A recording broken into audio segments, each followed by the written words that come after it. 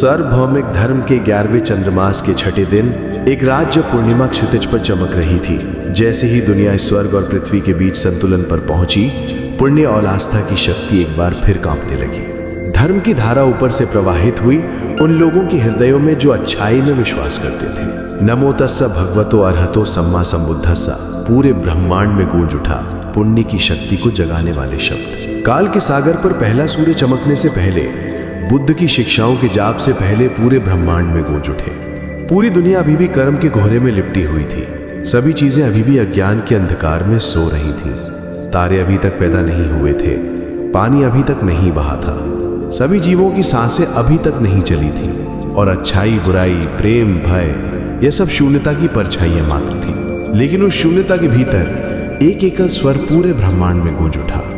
यह धर्म का स्वर था, यह जागृति का स्वर है, यह सभी कर्ताओं के हृदय में बनने वाली बोधि की ध्वनि है। धर्म का पहला प्रकाश उदय होता है जो अंधकार को प्रकाश से अलग करता है। यह एक शुद्ध प्रकाश है, सूर्य का नहीं बल्कि जागरूकता और करुणा का, धर्म का प्रकाश।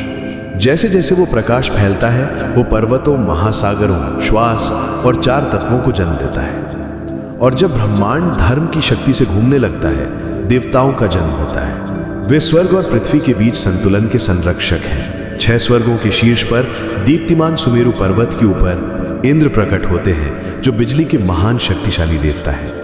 तव तिंसा स्वर्ग के शासक, वे अच्छाई की रक्षा करते हैं, बुराई का दमन करते हैं और संसार की रक्षा करते हैं। इससे भी ऊपर ब्रह्मलोक में धर्म और ध्यान के महान देवता हवा में एक सुनहरे कमल के ऊपर पालथी मारकर बैठे हैं, करुणा का अथाह प्रकाश बिखेरते हुए, समय की लहरों में सत्य की धर्म को अंकित करते हुए।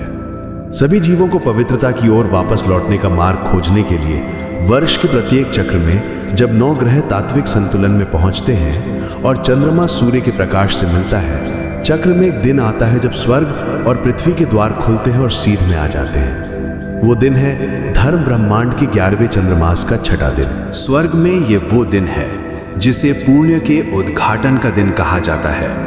वो दिन जब सभी जीवों के लिए पुण्य की ऊर्जा रेखाएं पृथ्वी से आकाश तक और स्वर्ग से श्रद्धालुओं के हृदय तक जुड़ेंगी। 11वें चंद्रमास की इस रात चांदनी चमकेगी, धरती को चांदी के प्रभामंडल से नहलाएगी, जल शांत होगा, हवाएं मंद होंगी और